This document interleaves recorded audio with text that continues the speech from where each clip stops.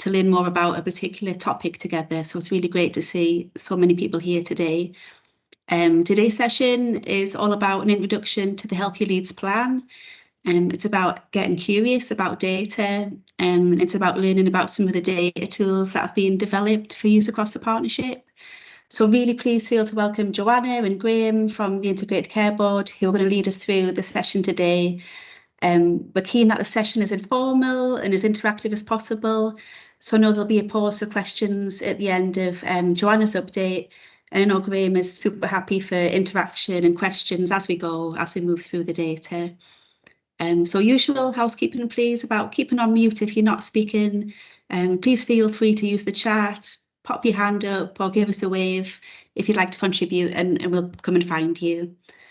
So yeah, so thank you everybody. I'll pass over to Joanna, who's going to set the scene. Thank you. Brilliant, thanks Rachel. I'm Jo Howard, Senior Lead for Strategy and Outcomes with the ICB in Leeds, and Graham. Do you want me to introduce myself here? Can do. Yes, please. Yeah. And then I'll get the slides up. So my name's Graham Hyde. So I also work at the Integrated Care Board in Leeds, head of reporting. Used to be in the LCP development team, so it's absolutely wonderful to be invited back and see everyone's faces, and it's still going really strong. So yeah, great to see everybody. Perfect. So I'm just going to get a few slides up to share with you.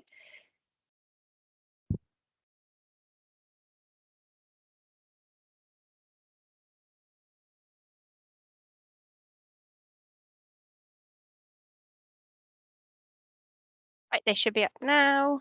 Hopefully you can all see that. Brilliant. So some nods. So just quickly, as Rachel covered, we're going to just do a quick, really brief overview of the Healthy Leeds Plan, how it was developed, and then diving into the data that's supported the development of the tool. You've all got access to this, the data tool as well, and then start thinking about that plan and the data and how that links to your roles and that wider partnership delivery of our plan. Please, as Rachel said, do just jump in, ask questions, pop them in chat as well. And we'll answer those. So as all of you are probably well aware, like Leeds is a really great city, but we also know that around 26% of our population live in the most deprived areas, and that's a third for children. We know there's a significant gap in life expectancy between our most and least deprived areas. We also know that areas of deprivation and the 80+ age group are forecasted to grow the fastest. And whilst people might be living longer, this is often in poor health with multiple long-term conditions. So Leeds health and care services currently are financially challenged, and we know that we have an increasing and unsustainable demand for these services. So we really need to plan now to ensure our health and care sector is sustainable for the future. The Healthy Leeds Plan, hopefully you should have all heard of it. This is our partnership plan, and it really describes our joint contribution to delivering the Leeds Health and Wellbeing strategy. It sets that high level ambition over the next 5 years to really improve outcomes for the people in Leeds. And I'm briefly going to share now how we developed that plan. So we started with a real data-driven approach, and I talked earlier about forecasting and projected population growth and the impacts of that going forward. So we used ONS projected population changes from 22 to 2043, which clearly shows that 80+ age group is going to significantly grow over the next 20 years. We also looked at deprivation, so looking at the population trend within IMD deciles, and that clearly shows that while all areas are expected to grow, IMD1, so our most deprived areas, is the highest. And that really, I guess, gave us a real focus for the plan as we developed it. So whilst accepting that there are many factors that do affect utilisation, so there are some caveats that come with this, but we could start to forecast activity growth within Leeds. So using the ONS population growth projections to know the expected amount of people in each age category, we use the Leeds Data Model to know how the people in each of those different age categories use services, as well as the number of people in those groups. We then combine these to create that age-weighted forecast of activity growth. So that indicates on that graph that significant increase in activity by 2028. So then we can start breaking that down and looking at the different types of activity, whether that was unplanned services such as A&E or more planned activity. So the Healthy Leeds Plan is our partnership plan. We have a clear city vision, which is our health and wellbeing strategy vision. We've got 2 clear goals that were identified as part of the development of the plan, working with partners across the system. Our feedback from the previous version was that actually we focus on too many things, so we need 2 really clear goals. So we have goal 1, which is around reducing preventable unplanned care utilisation across health settings, and we have goal 2, which is around increasing early identification and intervention. We started work on goal 1, so much of the work you'll see today is around goal 1, unplanned utilisation, and goal 2 is currently in the scoping stages, and we're working with system partners to identify what does that look like. And again, if anyone on this call is interested in supporting the development of goal 2, please do get in touch with me after this meeting. So we use the calculations that I've touched on earlier to understand actually what does a target look like for us as a partnership. And the partnership executive group agreed that 25% reduction in preventable unplanned utilisation for those living in IMD1 by 2028. So how will we measure that? So we looked at goal 1 and we worked with stakeholders to agree 4 specific measures to measuring goal 1, and that is unplanned acute admissions through the number of bed days, A&E attendances through the number of attendances, access to specialist mental health crisis services through the number of attendances, and mental health inpatient admissions through bed days. And just to really focus, recapture that this plan is very much focused on that 26% of our population living in the 10% most deprived areas nationally. So that is our plan in a summary, and I will share a link to the plan that should be on our websites in the partnership, so you can look at it in more detail if you want to. So I am going to pause there. I'm happy to take any questions that link directly to the plan and the development of it before I pass on to Graham, who is going to touch on the tool and the data that sits behind it.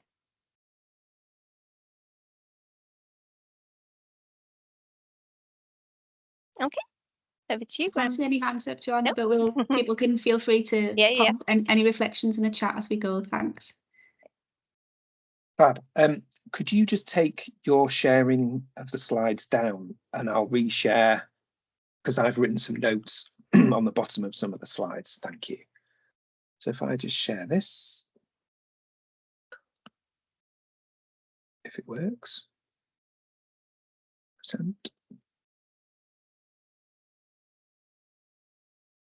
Okay, hopefully you can all see that. So let's just scoot on a bit. Healthy Leeds Plan tool. So for those that don't know, so briefly introduced myself before. So I work in something called the Office for Data Analytics, which is I suppose it's an ethereal organisation that doesn't really exist, but it sort of brings together data people from across Leeds City Council and also the ICB in Leeds. And we've got we're trying to convey what we are and who we are. So some of you might be aware of the teachings of Simon Sinek. So it's, start with why. So what, how, and why. So we are a single expert service for Leeds that curates and processes a broad range of data in order that high quality and timely insights can be organised, linked, analysed and visualised according to the viewer or the audience. And how we're going to do that is by bringing together talented people across the city and providing them with the best training and development opportunities, investing in the right tools with a collaborative and inclusive culture, which will enable that feeling of empowerment to succeed through visionary and supportive leadership. And why are we doing that? Because we believe in using data to enable decision making, which improves the health and well-being of the people in Leeds, promotes inclusive growth across the city, and achieves the city's zero carbon ambition. So I hope we can all agree that this phrase holds true, not just for the Leeds Health and Care Partnership, but everyone's lives generally. Obviously, it's quite a sweeping statement, but if we do what we've always done, we'll always get the same results. So let's do something differently. Possibly people will have seen that. So the definition of insanity is a repetitive state of doing exactly the same thing over and over again and expecting a different result. I'm sure people can see that in their working lives sometimes. And the Leeds Health and Care Partnership has an ambition to be data-driven. So making really good decisions based on really good data. It's also really important to be able to demonstrate impact of the stuff, the interventions that we are doing across the city as a whole, but also as we sort of take that population health management approach and we're creating cohorts of people with similar needs. How do we measure that what we're doing is having any impact, good or bad, on those people? So if we're making changes, that we want to be improvements in patient care, the key thing is we've decided to use as measures to help us understand that improvement. Sometimes we make stuff worse, and if we're doing that, the data will tell us, and we should absolutely stop doing it. So what should we do? So all of the best projects, certainly that I've worked on, deliver a response to a question. Our question here was, who and why are people being admitted to hospital in an unplanned way? And to do that, we built a tool, we built a thing that would help us do that. It's worth noting that this is just one tool that I'm going to show you that we as a system have at our disposal in our toolbox effectively to allow us to make the best use of data and to make really informed decisions.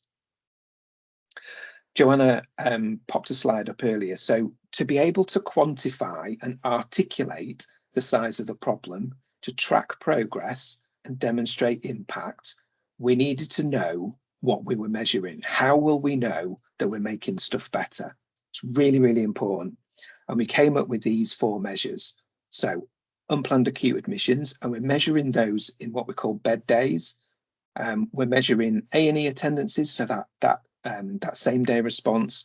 We're also got 2 mental health measures as well that measure access to sort of crisis and emergency services. All of this work is underpinned by what we call the Leeds Data Model. This drives most of the products that we output from the Office for Data Analytics. And if you can see on the left-hand side of that slide, if people remember Blockbusters when I was a kid, so many years ago, that is a schematic example of the various data sets that we have at our disposal in the Leeds Data Model that we can link together to enable, again, really good, effective decisions about the people that are registered at Leeds General Practice. So just a word of caution. So none of the data in the Leeds Data Model is identifiable.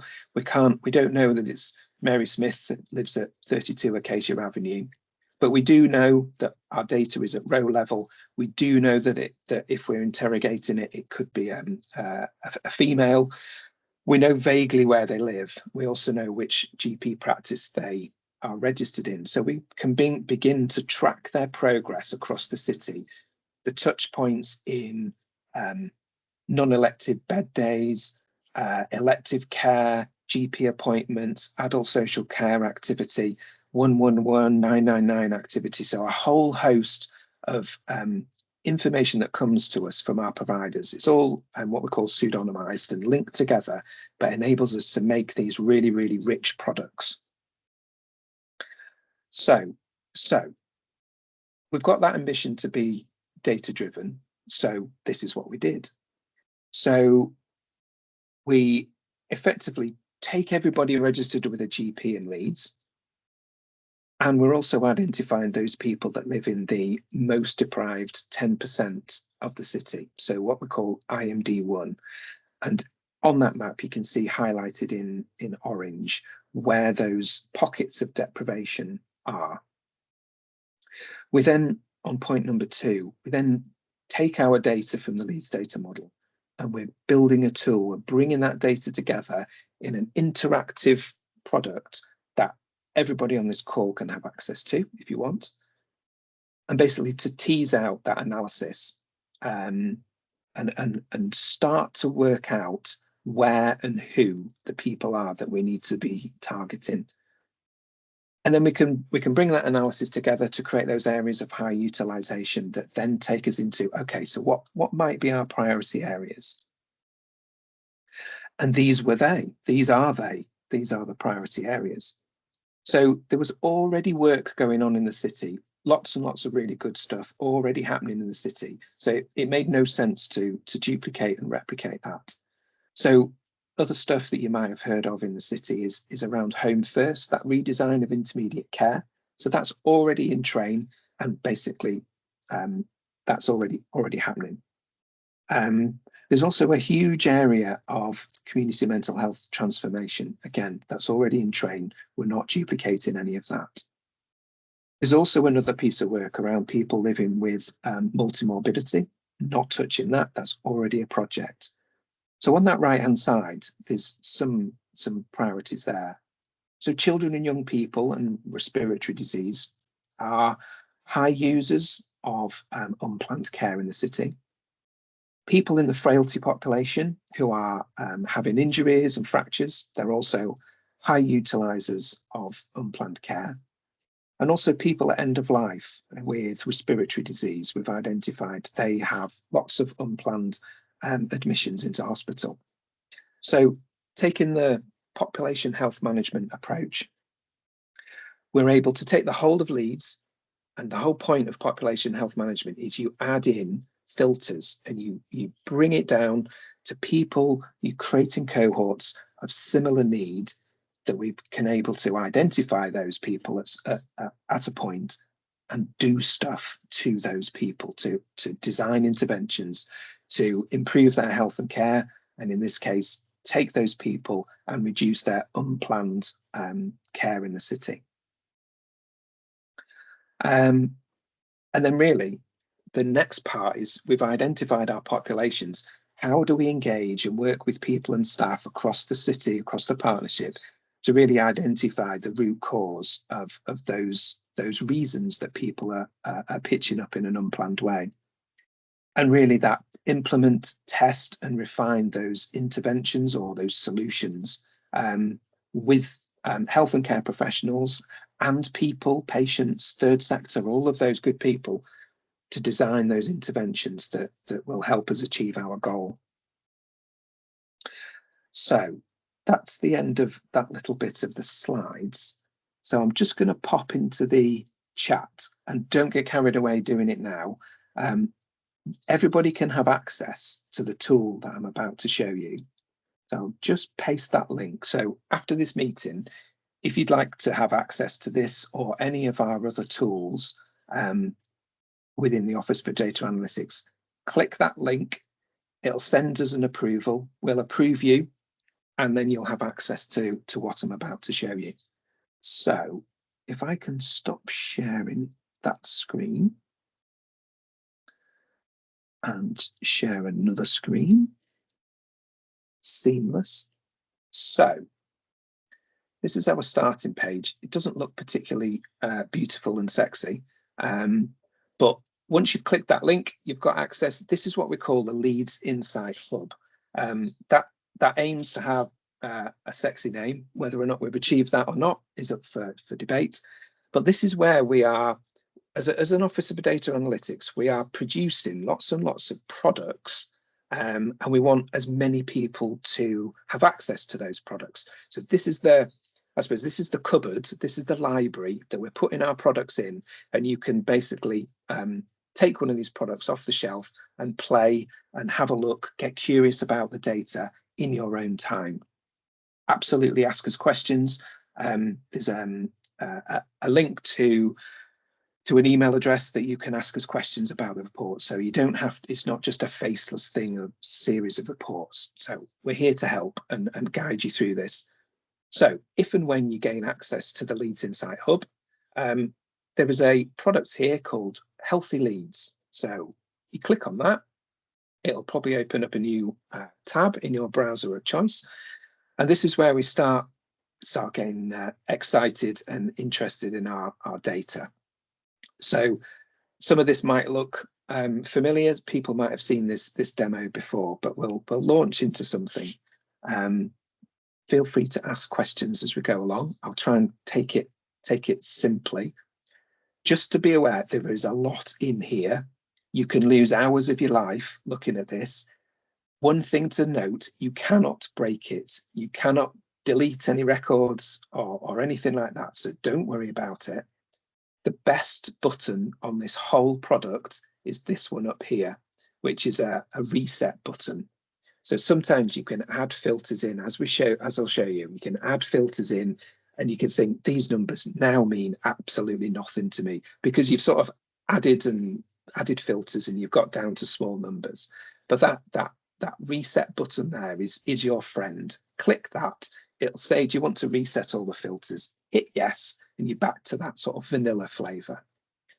So there's some information on that front page about what the measures are, where we've got the data from, some links off to what we mean, so sort of our definitions of what we're bringing to the party here. So I'm just going to jump to this overview activity page. Now, don't worry too much about the busyness, because we can get rid of some of this. So when it opens up, there's a number of filters, in fact, quite a lot of filters right at the top of this page. But we're really interested in we've got all of this data. How can we chunk it down into what we're really interested in? So I'm just going to show you what we can do here. So here we've got our measure type. If you drop that little arrow down, hopefully these will be familiar to you. Back to our 4 measures that we're trying to use to quantify unplanned activity in the city. So what I'm going to do is just left mouse button, click on unplanned acute admissions. So it highlights it, and then the charts and the tables should all change. So hopefully you saw that change. So that's our first starting point. So we're now just seeing unplanned acute admissions in Leeds.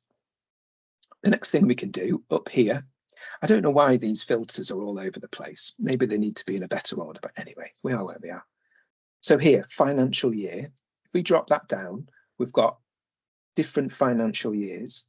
So we don't currently have a full picture for 2023-24 because there's a bit of a lag for all the data having to be processed, but we can get a relatively recent picture. So let's say we want 22-23. So we're going to click that box, but we're also going to hold the control key down on our keyboard, which means we can select more than one thing at a time. So click that one. I've got my control button pressed. I'm going to press that one as well. So you can see we've now got 2 selections, and hopefully, as if by magic, the chart and the tables will have all changed. So now we can just see, so along here, our last financial year, our current financial year up to September 2023. So again, there's a bit of a lag time, but it's as up to date as we can possibly get. We don't have live data. We don't have data in this system from today or yesterday, but this is good enough for planning purposes. And I suppose something to point out on that chart. Can anyone tell me what is that run chart telling us about unplanned acute admissions for the last nearly 2 years in the city?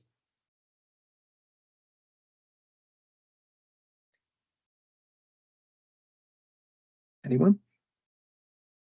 No, it's increasing. Exactly. Yeah. So back to what Joe was telling us all before. Population, certain ages of population is growing. Their activity is growing, and this really demonstrates and backs up that notion that unplanned acute admissions in the city is increasing. And again, it's not a stretch to say, hang on a minute, the narrative in LTHT is they are at capacity. But if that activity is still going up, the number of people are going up in the city, at some point you can kind of work out what's going to happen. It's not good. So hopefully this gives us a view of, actually we need to do something. I suppose the graphs that Joe showed earlier was that do nothing approach. It sounds a bit doom mongering, and I suppose it is, but that is a do nothing approach. That's just projecting current activity onto an increasing population. So what I hope is happening in the city, and I know it is, we're all working really hard to try and understand our population and to try and address those health and care needs to try and turn the curve of that chart, really. So this gives us the ability to see that. It's always good to see numbers and see charts. I hope you will agree. So we can also add another filter. So we can add deprivation. So this is everybody in Leeds at the moment. We can add in a filter. So index of multiple deprivation is organized into deciles, so into tenths. So if we were to choose IMD decile 1, that is the 10% most deprived parts of the city, and actually 10% most deprived nationally.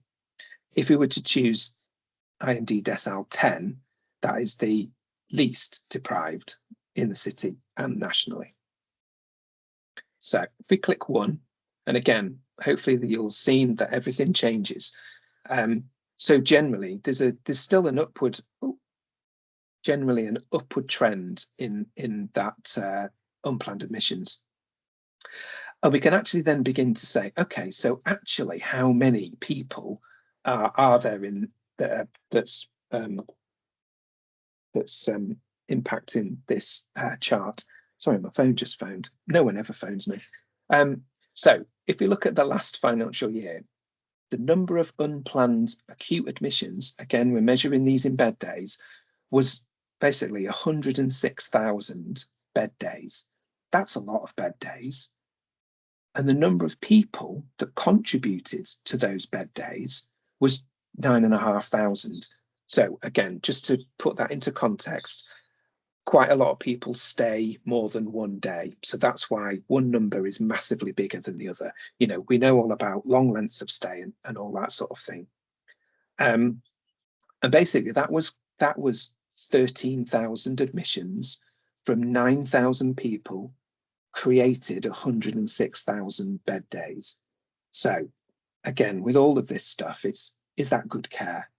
Don't know, can't tell you from this, but it's an indication that there is a lot of people accessing hospital in an unplanned way and consuming a lot of bed days. Again, not to say that some of that stay is not completely warranted, but I wonder if we could reduce that and do something in a different way. So we can also add gender filters, dementia filters. We could also just look at that information by primary care network, which is, as you know, primary care network is similar to a local care partnership boundary. So we've got that option in there as well. Interestingly, we can start to see, okay, which are the surgeries or which are the primary care networks that are really contributing to that demand. So again, I'm not going to make any comment about Wetherby, Otley and Yeadon practices, but if you know the sort of demographics of the city, it's not a stretch to say, I bet those people in Wetherby, Otley and Yeadon who are accessing care in an unplanned way, I bet they're older, just because we know the general demographics of the people and where they hang out in the city. So the next bit, so is there any questions on that? Does that seem reasonable as a starting point? So we're taking lots of data and we're applying filters and we're just starting to go, oh, that's interesting. Any questions so far? Nicola?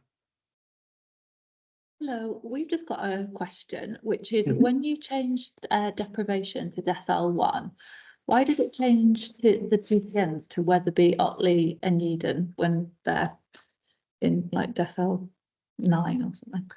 So that will be those parts of those PCNs who are also in IMD1.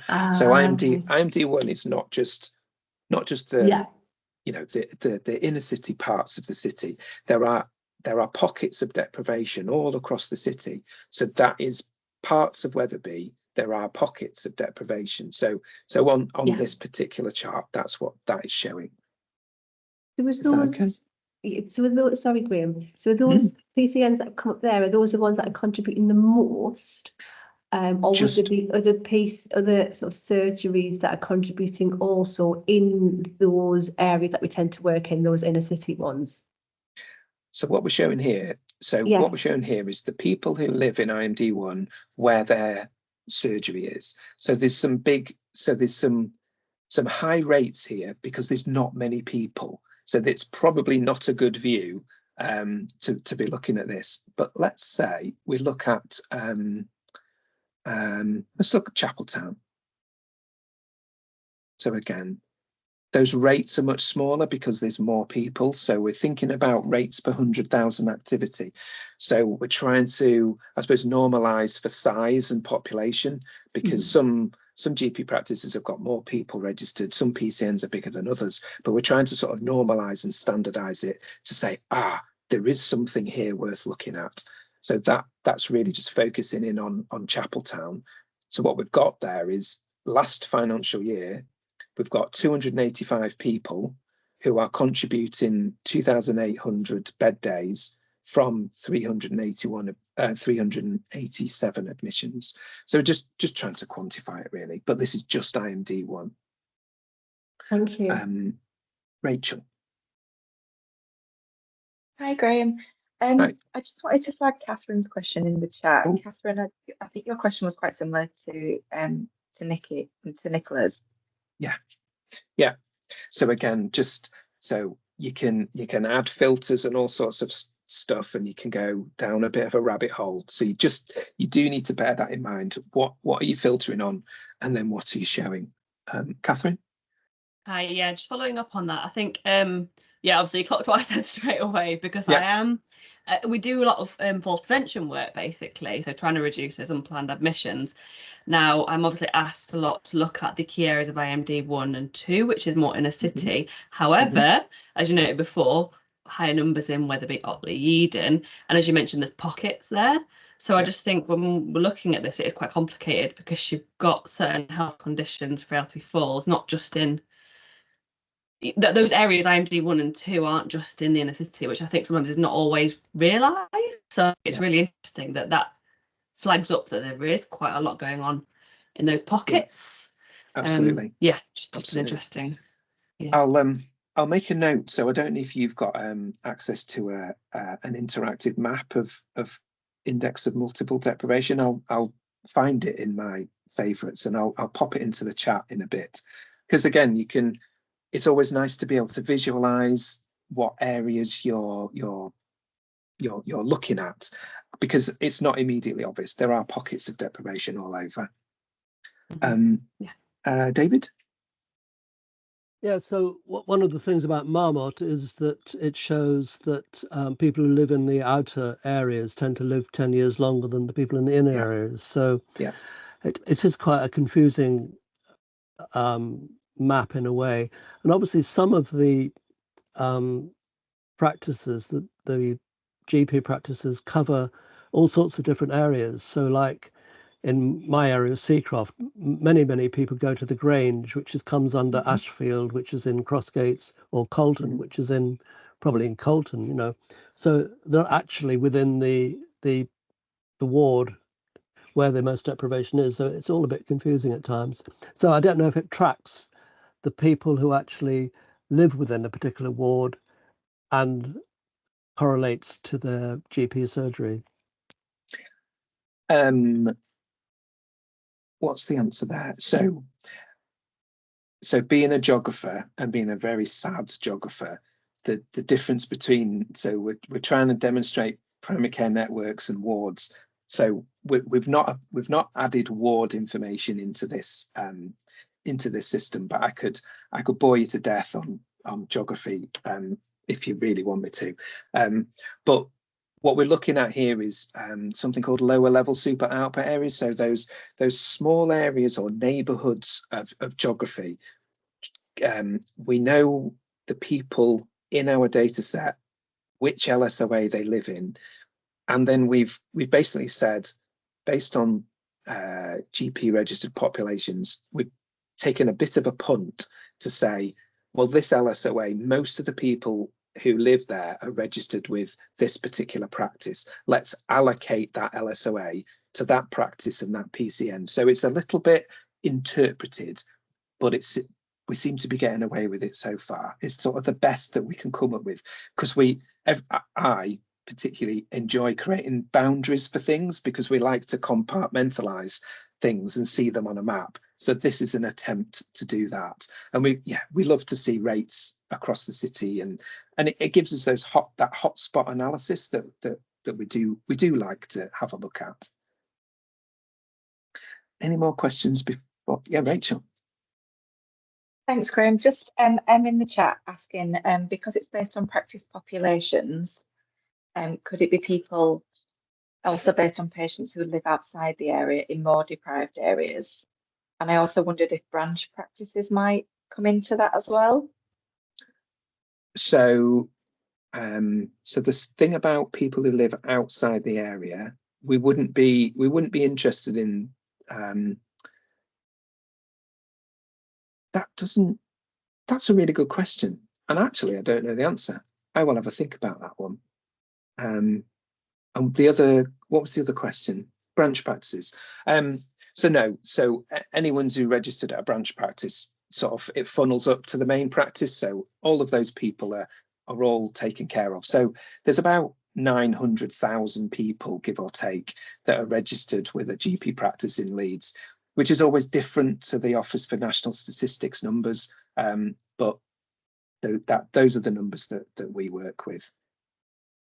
We all know there's stuff at the Leeds student medical practice about, they've probably got a massive list, but not everybody lives there because they don't do list cleansing. Hopefully there's no one from that practice there.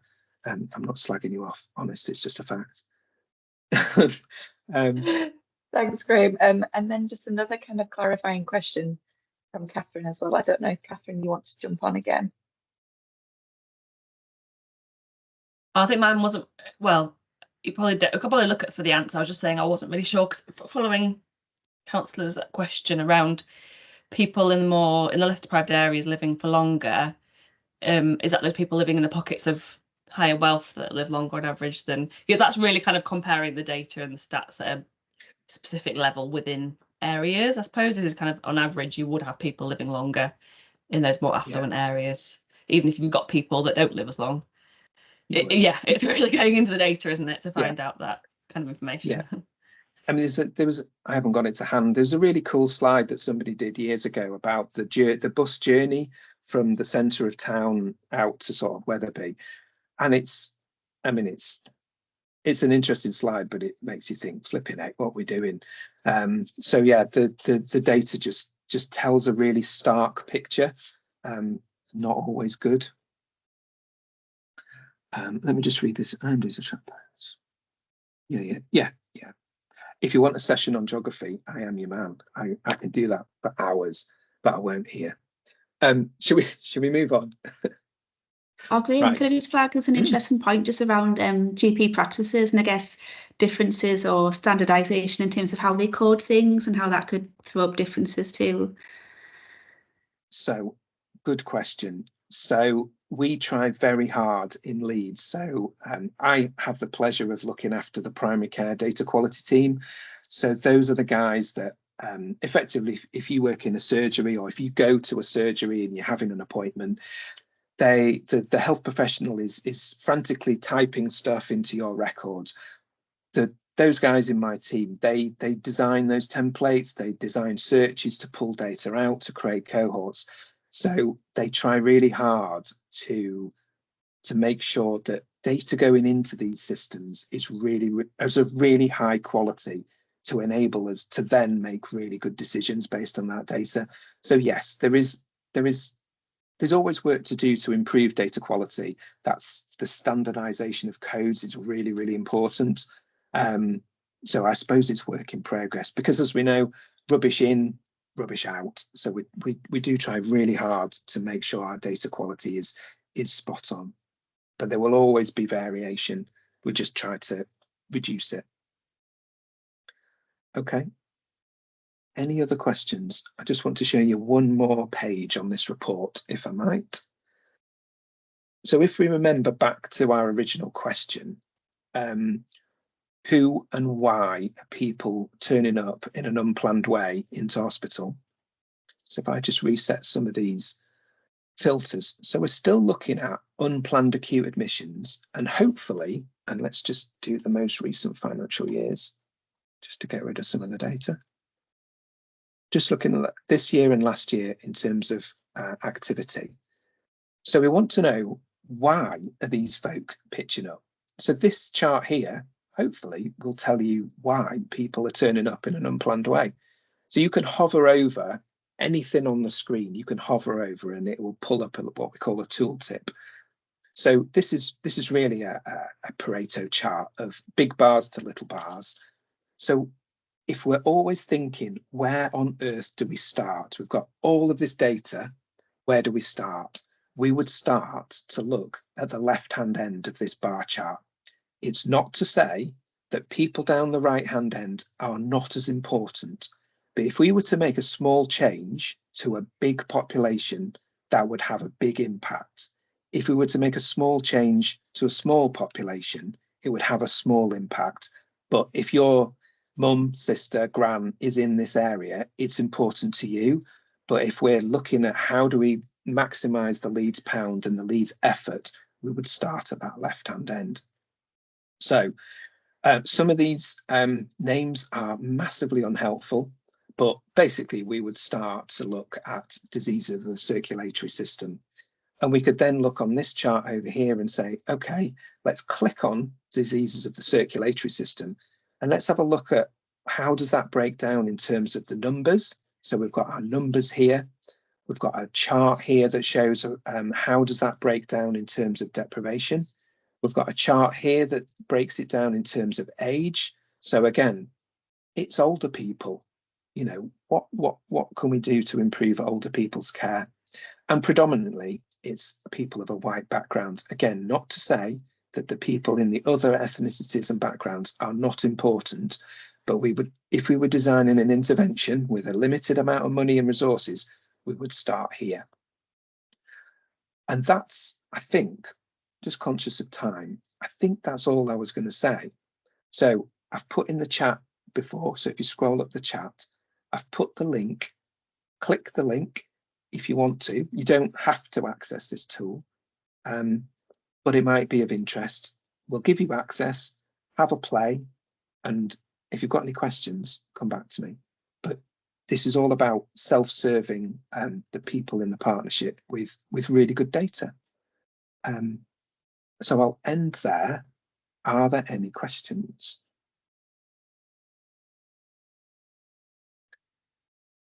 Oh, sorry, just a quick one, Graham. When you click on that link, it's given me 16 things, I think, as access. I don't think I want all of them.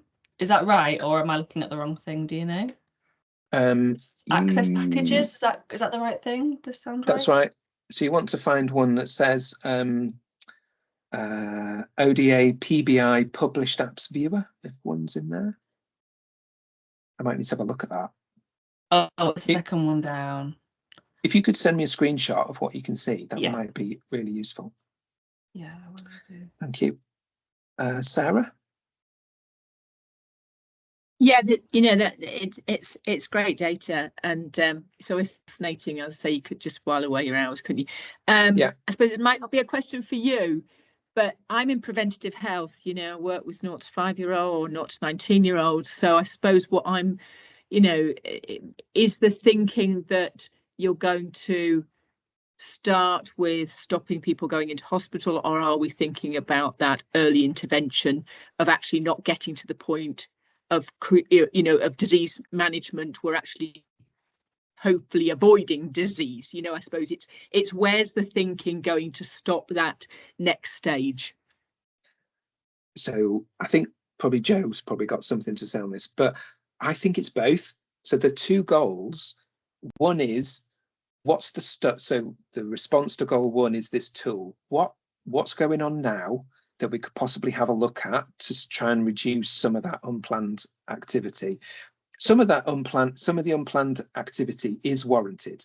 People have a stroke, have a heart attack, fall over and break their leg all the time. And there's not a lot you can do to some of that. But is there anything we can do to prevent that more unwarranted activity into hospital? We see a lot of older people who perhaps could do with a structured medication review, that some of the meds that they're taking contribute to them falling over. Now, that doesn't seem good to me. So if we can identify that cohort of people, how can we improve and give them medication reviews that will then stop them or reduce their likelihood of falling over? So there's that bit. But then goal 2 is around how do we do more proactive and preventative work? How do we find and identify these populations to design some really neat interventions that will improve their long-term health? Because we've only got a finite amount of resources in the city, and there isn't any more money, is there? So it's a great question. It's both.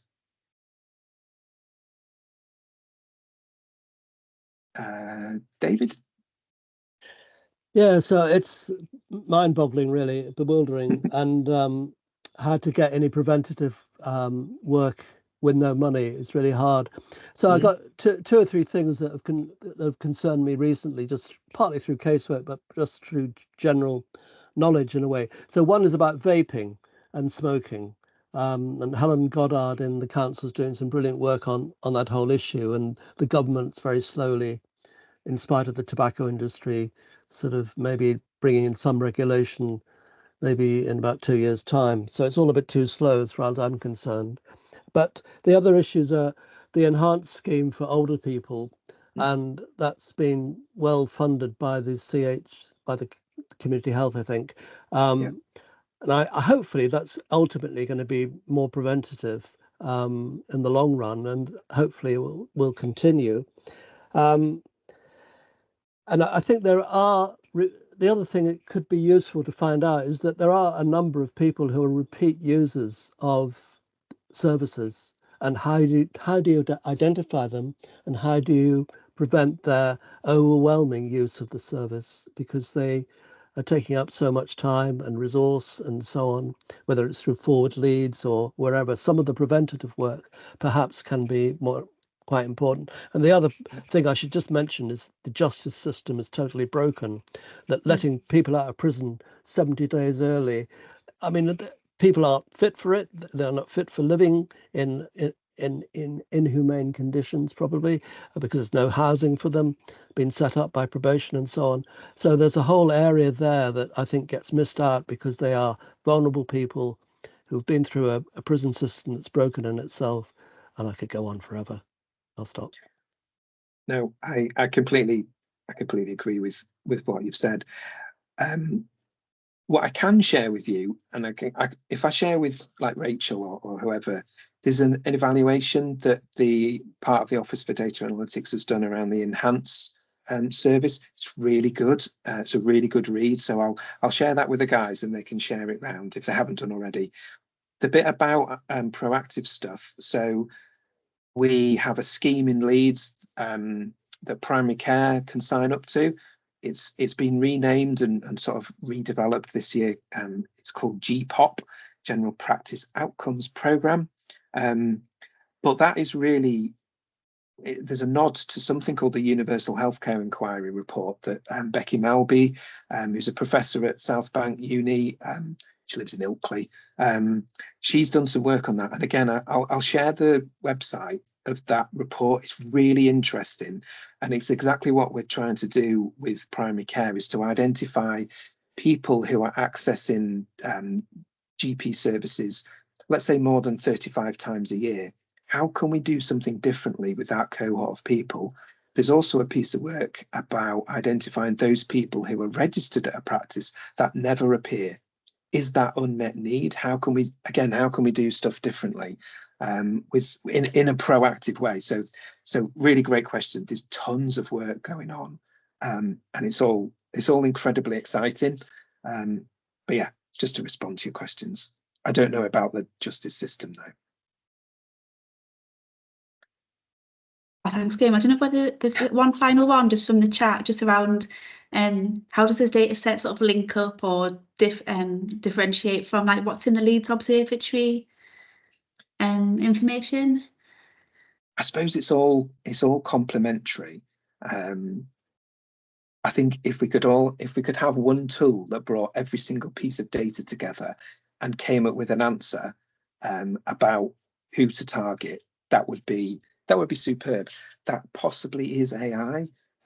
So within the ODA, we're looking at how do we implement that artificial intelligence solution, which is a little bit scary, but you know, we're looking at it. But I think it's complementary is the answer. There's a lot of census data in the Leeds Observatory, which is, you know, it's all fact based on the 10-year census. There's also loads of stuff that's more local stuff. Public health and the council tend to populate the Leeds Observatory as a rule. So there's complementary. There's health and care from the ICB, and also a lot more sort of public health type stuff on the Leeds Observatory. But again, if you need stuff bringing together in a little sort of project, just let us know. We might be able to help if you've got a question to answer.